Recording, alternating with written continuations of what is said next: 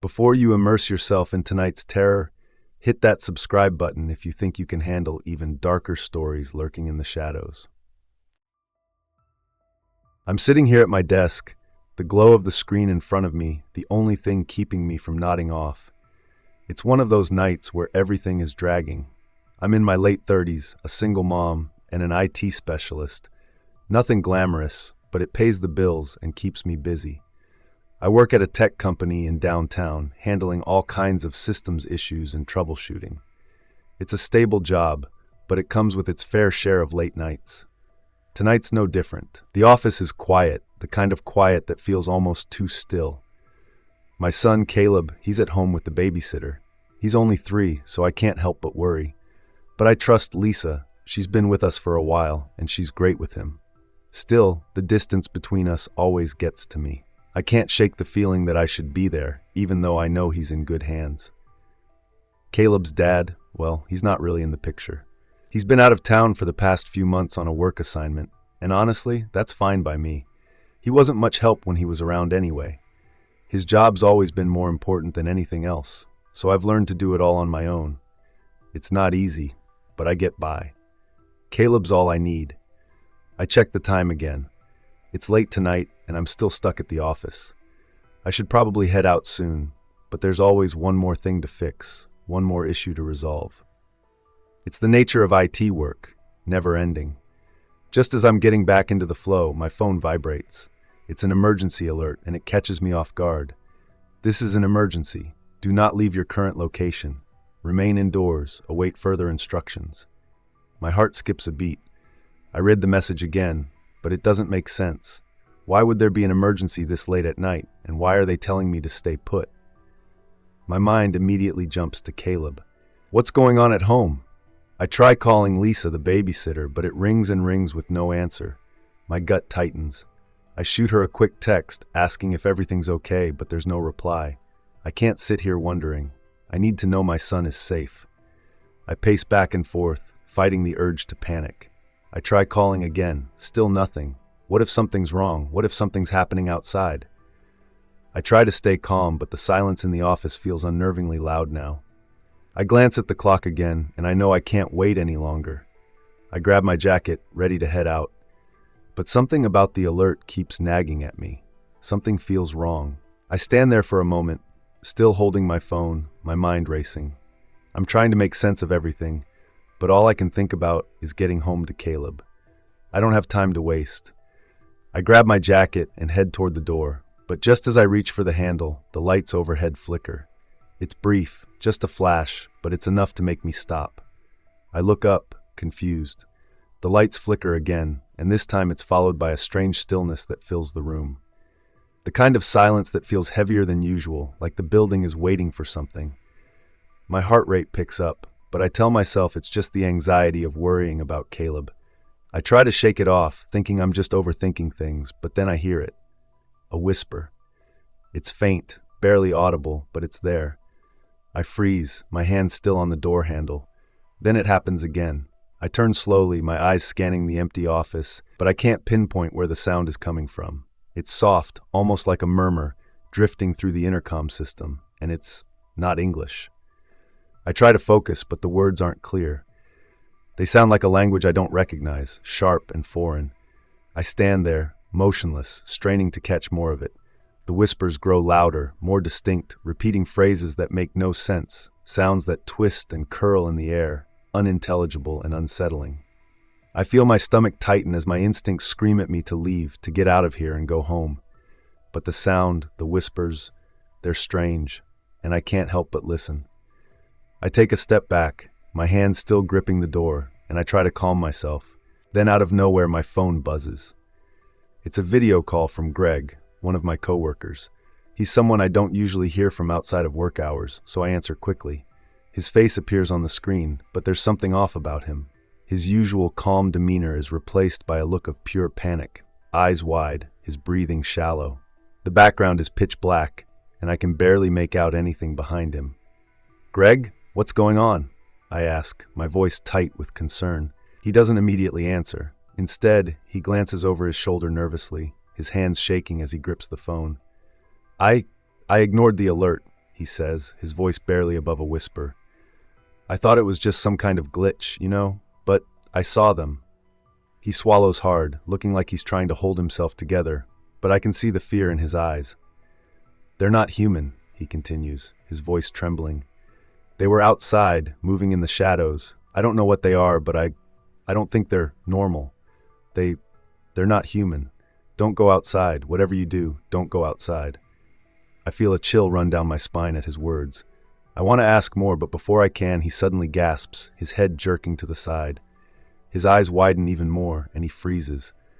I hear a soft noise in the background, like a rustling, followed by a heavy, almost unnatural silence. Greg's face pales even more as he slowly turns his phone toward what's behind him. I catch a glimpse of shadowy figures moving in the darkness, their shapes barely discernible but unmistakably wrong. Greg's voice cracks as he whispers, "They?" Before he can finish, a loud crash interrupts him, followed by a deafening scream.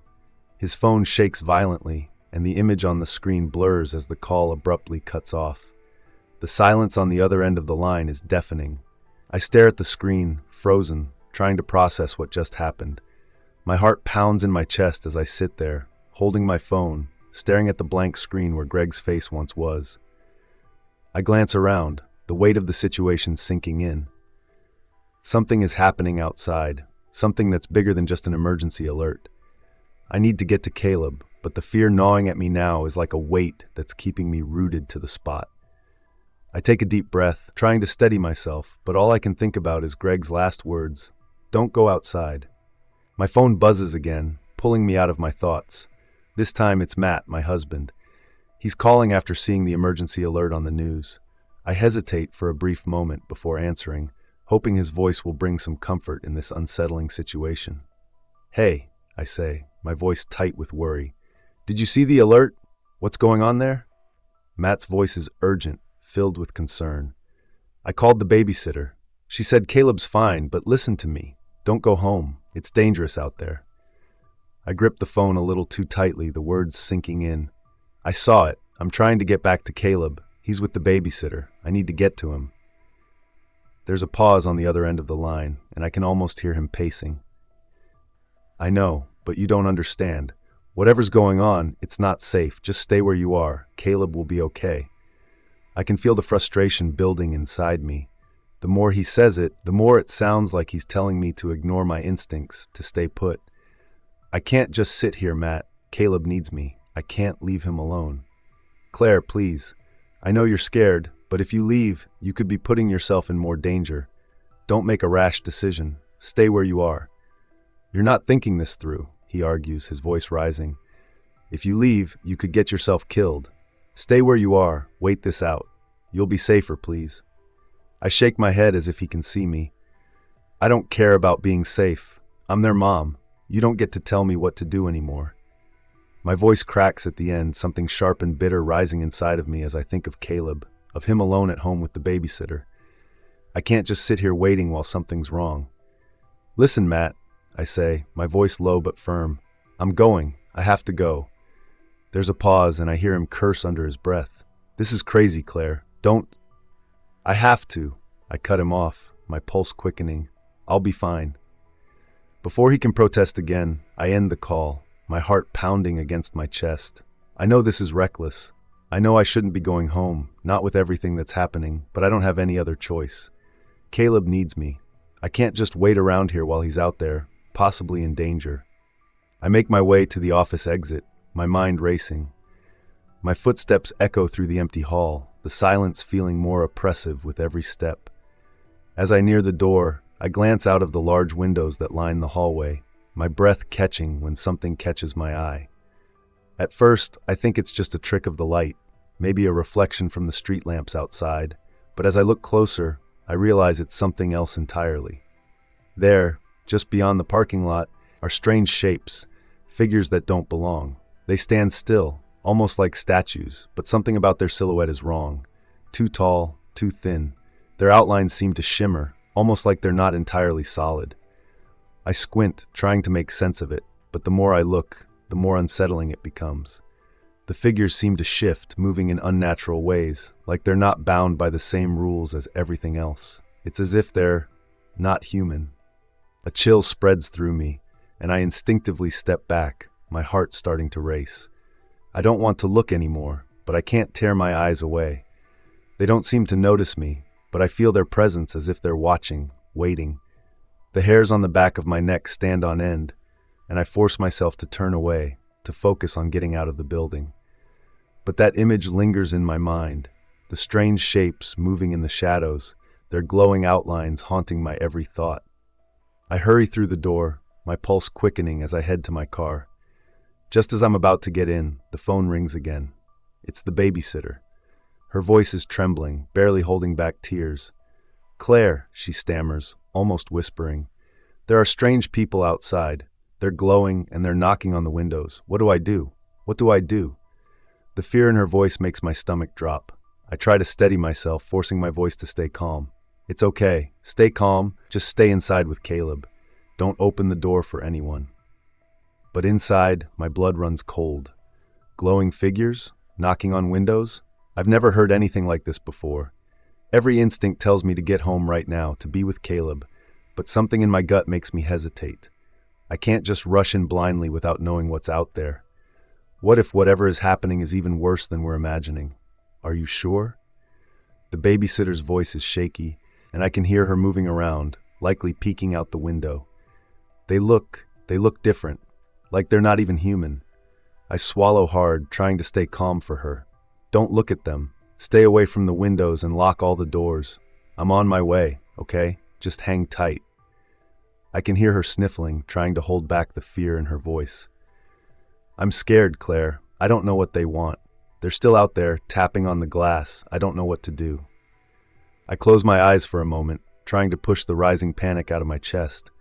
"Just stay hidden. I'm coming. I'll be there as soon as I can."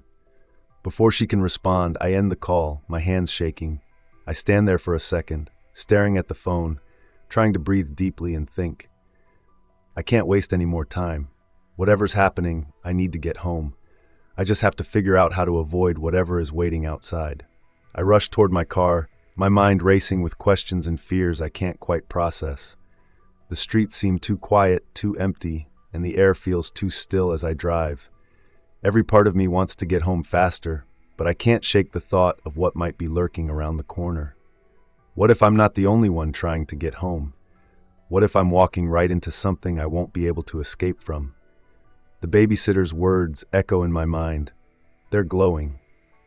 I try to push the thought away, but it sticks, making my hands grip the steering wheel even tighter. As I turn onto the main road leading toward home, I notice something strange up ahead. Flashes of red and blue lights reflecting off the walls of nearby buildings. At first, I think it's just a police presence, maybe something routine, but as I get closer, I realize it's much more than that. A military roadblock. Dozens of soldiers are spread out, blocking off the street with their vehicles. Armed personnel are stationed at every corner, their faces tense, alert. And it's not just the soldiers that catch my attention, it's the people. A crowd has gathered, running in every direction, shouting in panic. "Aliens! Aliens!" someone yells, their voice breaking with terror. "They're here! They're coming!" The chaos around me is overwhelming. People are shoving, scrambling, some even tripping over each other as they try to flee the area. Their faces are filled with fear, eyes wide with panic. I hear snippets of frantic conversations, voices shaking, almost pleading. "Where are they? What do we do?" someone screams. "They're everywhere. They'll kill us all," another voice cries. The whole scene feels surreal, a nightmare unfolding in front of me. I pull over to the side of the road, trying to stay out of the way of the soldiers and the panicking crowd. The air is thick with fear, and the sirens only add to the confusion. I can't make sense of it, but it's clear that whatever is happening, it's spiraling out of control fast. I watch as soldiers begin scanning the crowd with strange devices, their movements sharp and precise. They're speaking to each other in low voices, too quiet for me to hear, but their body language tells me everything I need to know. Something is happening, something bigger than any of us can understand. The soldiers seem tense, nervous even, like they're waiting for something they can't quite control. "Do not approach," one of the soldiers shouts through a loudspeaker, his voice booming over the chaos. This area is under lockdown. Stay back, you are in danger. I feel my heart race as I pull my car further to the side, trying to stay out of the way. But the more I watch, the more I realize that no one really knows what's going on. Whatever is happening out there, it's beyond their control. And the people, those panicked, shouting people, they're terrified. Some are crying, others are still running, their footsteps frantic as they try to get as far away as possible. The soldiers continue to direct the crowd, trying to maintain order, but it's clear they're not sure what they're dealing with. The fear in the air is palpable, and the only thing that's certain is that things are spiraling out of control. I take a deep breath, trying to focus. I need to get home. Caleb, the babysitter, I need to get to them. But the roadblock feels like a wall, and the chaos around it is like a storm I'm stuck in the middle of. I look back at the soldiers, the crowds, and I can't shake the feeling that the world is changing right before my eyes. And whatever it is, it's not going to stop. As I make my way through the chaotic streets, trying to stay hidden in the shadows, I can't help but hear the distant sounds of gunfire. The military and the police are attempting to fight back, but their efforts seem utterly pointless against whatever is out there. I catch a glimpse of an alien figure in the distance, glowing a sickly green, and I hear the screams of officers as they're struck down, their bodies crumpling to the pavement in unnatural ways. I duck into an alley, my heart racing. The sound of gunfire is replaced by the eerie silence that follows a massacre. The crackle of radios and the shouts of soldiers are muffled by the overwhelming noise in my head. I can hear my pulse, thudding like a drum in my ears. I don't dare move too quickly. Each step I take is calculated, careful, as I navigate through narrow alleyways, avoiding the light as much as I can. I can't risk being seen. Every corner I turn, I expect to see one of those glowing figures lurking, waiting for me. I stop in the middle of an alley, frozen, when I hear the unmistakable sound of something moving nearby. At first, I think it's just a trick of my mind, but then I see it. A figure, glowing faintly in the darkness. Its form is humanoid, but something about it feels off. It looks too tall, its movements too fluid. I quickly duck behind a dumpster, my breath shallow, barely making a sound. I watch as the alien figure approaches, its head tilting slightly as if sniffing the air. It pauses, and for a moment I think it's noticed me. My heart stops in my chest, my body frozen in place. I hold my breath, praying it doesn't find me. I can hear the alien's breathing now, slow, deliberate, and my pulse is hammering in my ears. It takes a few steps forward, its glowing shape moving closer. I don't dare move, not even an inch. The figure stops just a few feet away, its head swiveling as though searching for something. I don't know how long I stay there, but the tension feels like it lasts an eternity. When it finally moves away, I exhale slowly, the relief almost making me dizzy. I wait for another few minutes just to be sure before I finally gather the strength to move again. My legs feel like jelly, but I push forward. I keep to the alleys, avoiding the main roads where I know the aliens are hunting. Finally, after what feels like hours, I reach my block. The streets are eerily quiet now, the usual sounds of a city at night replaced by an unsettling stillness. I can't see any of the glowing figures around, but I know they're close, watching from the shadows.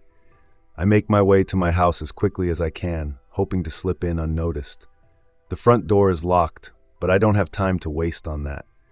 I circle around the house, finding an open window on the side. It's a tight squeeze, but I manage to get inside without making a sound. Once inside, I hear soft, panicked breathing coming from the hallway. The babysitter hiding in the closet, her body trembling. Her face is pale, her eyes wide with fear. "They're everywhere," she whispers, her voice shaking. "They don't knock like normal people. They tap, and it's hollow, like echoing metal." I nod, not needing to ask what she means. I know exactly what she's talking about. The aliens have been knocking on windows, on doors, but it's not a normal knock, it's something else. Something wrong. I move quickly from the closet, trying to steady my breath, but my heart is racing. I glance toward Caleb's room, the door slightly ajar, and I freeze. There he is, sitting on the edge of his bed, completely still. His eyes are wide open, but there's no fear in them. He's staring out the window at the glowing figures standing just beyond the yard. The creatures are outside, their shapes flickering in the dim light. They're tall, their skin almost translucent, glowing faintly in the darkness. As I watch, they move closer to the house. Suddenly, the window shatters, a violent crack breaking the stillness. The aliens force their way in, their sharp, jagged movements filling the room. They don't speak in words, but their guttural growls fill the air, deep and unsettling. The noise makes my skin crawl, even though I can't understand what they're saying. One of them steps forward, its long, twisted fingers reaching toward Caleb. It stops just before him, tilting its head at an unnatural angle. The alien's eyes lock with mine, and for a brief moment, I'm paralyzed with fear. I want to move, to run, but I can't. Caleb doesn't react. He just keeps staring out the window as if nothing's wrong. The room feels colder, the darkness pressing in on all sides. The alien stands still, their gaze never leaving us. The alien raises its sharp, glinting appendage, aiming directly at me. My breath catches as Caleb clings tightly to my side, his small fingers digging into my arm. I meet his wide, terrified eyes and feel a strange calm settle over me. I meet his wide, innocent eyes, and a strange calm washes over me. If this is it, at least I'm with him. I've seen his face one last time. Maybe that's the best ending I could hope for. The alien lunges, its weapon descending toward me, and then suddenly, it stops. A guttural snarl echoes through the room, commanding and sharp. The alien freezes mid-strike, lowering its arm as it turns toward the sound. Another alien, taller and more imposing, steps forward. Its glowing eyes sweep the room, its movements deliberate and precise. It growls something in its strange language, the tone cold and final. The alien that nearly killed me retreats, its skeletal frame shuddering, as if in submission. Then, without warning, the wall to my left shimmers. A faint glow pulses through the surface, like light breaking through cracks. The larger alien steps toward it, placing a clawed hand on the wall. The shimmer intensifies, and the wall seems to dissolve, revealing a glowing, otherworldly object embedded inside. My mind races as the alien carefully retrieves the artifact, cradling it like a precious relic. I stare in disbelief. They weren't here for us. They were here for this. The leader turns to the others, growling another command. The aliens begin to retreat, their glowing forms moving out of the house, leaving behind faint trails of light. I don't dare move, barely daring to breathe until I hear Caleb whisper, "Mommy, why did they stop?" I pull him close, my voice trembling. I don't know, but they're gone now. Through the shattered window, I see the glowing figures ascending into the sky, disappearing into the clouds. The house falls silent, save for the faint hum left behind where the artifact once was. I collapse to the floor, pulling Caleb into my arms. My body shakes uncontrollably, and tears stream down my face, soaking his hair as I clutch him tightly. He doesn't cry. He just holds on to me, his small hands gripping my shirt with a strength I didn't know he had. The babysitter steps out of the closet, her face pale and streaked with tears.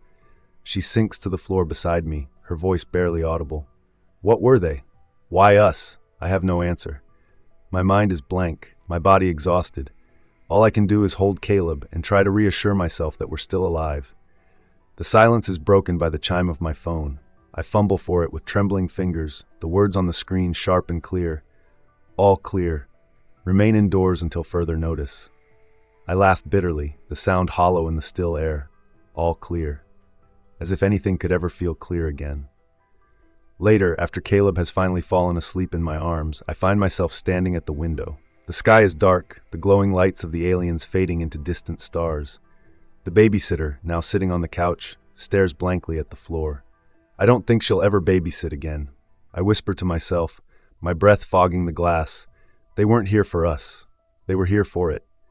My hand brushes the cold surface of the window as my mind turns over the same question again and again. But why was it here? The night answers only with silence. Thanks for watching. If you enjoyed the story, please subscribe for more creepy tales. If you'd like to support the channel, consider buying me a coffee on Ko-Fi. Every bit helps. Links in the description.